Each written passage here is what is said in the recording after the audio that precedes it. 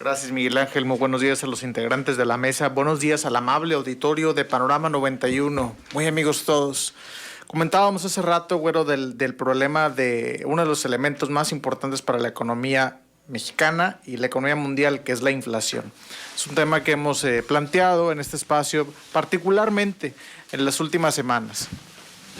El tema de la inflación es el aumento generalizado y sostenido en el precio de los bienes y servicios. Es lo que genera escasez, le quita valor a nuestro dinero.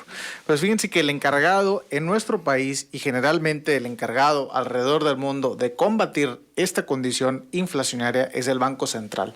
En México tenemos nuestro Banco Central, es el Banco de México, con un mandato constitucional independiente del gobierno y tiene un solo objetivo, contrario a Estados Unidos, que tiene un mandato dual.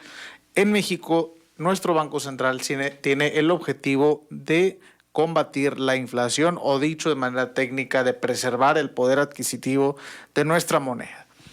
Hace un par de semanas el Banco de México aumentó su tasa de interés referencia en 0.50% o 50 puntos base, también dicho de manera técnica, al colocarse entonces la misma en 5.5%. Esto es el quinto aumento consecutivo del Banco de México, quinto aumento de la tasa de interés de este año.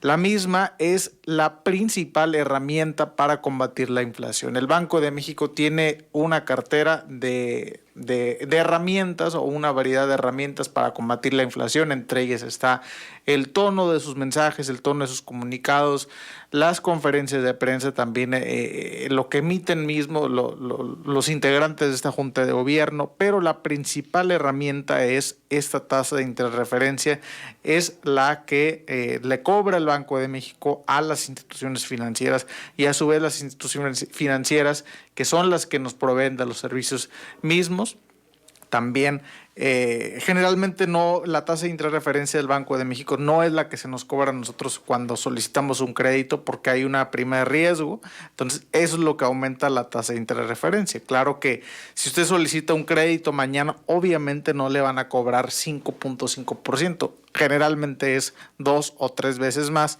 dependiendo de su perfil crediticio. El perfil crediticio depende del perfil de riesgo. Si usted es generalmente más joven, tiene menos estabilidad laboral, etcétera, etcétera, etcétera, la institución financiera toma en cuenta esos elementos para poner a su disposición la tasa de interés. Entonces, el tema de esta mañana es el tema de la inflación, el tema del Banco de México, el Banjico, como se le conoce, que, como lo comentamos hace un par de minutos, tiene el mandato constitucional de preservar el poder adquisitivo de la moneda, que tiene apenas 30 años, en los 90 fue cuando se le garantizó esta independencia constitucional al Banco de México. La inflación hoy en México está a más del 7%. Como lo decías, güero, atinadamente, sí bajó un par de puntos en variación quincenal. Sin embargo, en variación anual, que es la que suprime estos elementos estacionarios, que son los que muchas veces vician la medición, cuando se compara con el mismo periodo del año anterior, pues estamos comparando, dentro del mismo estándar. Cuando comparamos contra la quincena anterior, ahí es cuando generalmente se vician los cálculos, porque no estamos comparando contra lo mismo. En la inflación en México, en variación anual al 7%, claramente por encima del rango objetivo del Banco de México, que es del 3%. Cabe destacar que esta última de la semana pasada fue la última participación del gobernador Alejandro Díaz de León, cuyo mandato concluye a final de este año. El Senado de la República aprobó la propuesta del presidente Andrés Manuel López Obrador para nombrar a Victoria Rodríguez Ceja como integrante de la Junta de Gobierno del Banco de México a partir del 1 de enero, y a partir de entonces será la sucesora del hoy gobernador Díaz de León. La mayoría de los integrantes de la Junta de Gobierno entonces ya sería propuesta del presidente López Obrador, es decir, ya es un Banco de México con la mayoría propuesta por el presidente López Obrador. La Junta de Gobierno es este órgano, es este grupo, este comité que es el que toma las decisiones de política monetaria. Es lo equivalente a la FOMC de Estados Unidos, de la Fed, que es el Federal Open Markets Committee, en México es la Junta de Gobierno, y a partir del 1 de enero del 22 será Victoria Rodríguez Ceja, propuesta por el presidente López Obrador. Y aquí es un detalle que comento. ¿Por qué? Porque generalmente, y esto no es exclusivo del presidente López Obrador, generalmente quien propone, el presidente que propone, pues los presidentes siempre han abogado por política monetaria más acomodaticia, es decir, mantener las tasas de interés bajas para estimular la economía. Entonces, Victoria Rodríguez Ceja, Jonathan Heath, otro economista muy bueno también que ya está en el Banco de México, Irene Espirosa, Galia Borja y Gerardo Esquivel, los 5. Esquivel, este último, fue quien votó en contra de la última decisión de aumentar la tasa al 50. Él decía aumentarla solo al 0.25. Entonces, nuevamente la Junta de Gobierno es como el Comité de Mercados Abiertos, FOMC, de Estados Unidos, la Fed. Allá tienen un sistema relativamente similar.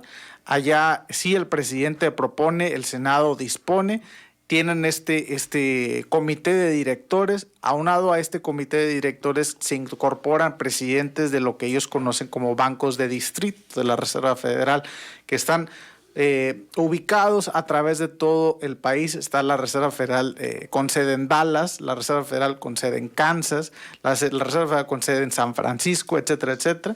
11 presidentes, 4 de ellos se van rotando por un periodo de un año para integrar lo que el equivalente a la Junta de Gobierno aquí en México. Uno de los datos más preocupantes, y con esto concluyo, Güero, amigos, y dejo en su consideración este mensaje de la inflación, es el dato de la inflación subyacente. La inflación subyacente es el cálculo que suprime los elementos más volátiles de la inflación, que son los alimentos y los energéticos. En México, la subyacente llegó a un 5.67% anual. En Estados Unidos también aumentó a un nivel histórico de casi el 5% en variación anual.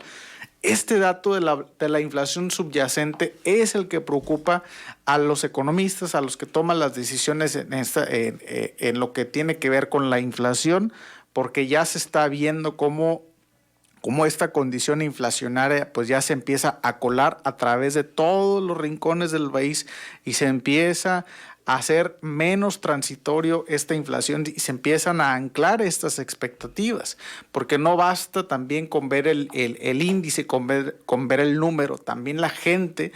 Importa mucho cómo nosotros como consumidores vemos la inflación, y si nosotros creemos que los precios van a subir, generalmente siguen subiendo. Entonces, eso es el tema de la inflación y Güero, eso es lo que tengo para esta mañana para comentarles y cómo el Banco de México aumentó recientemente su tasa de interés para combatir la misma.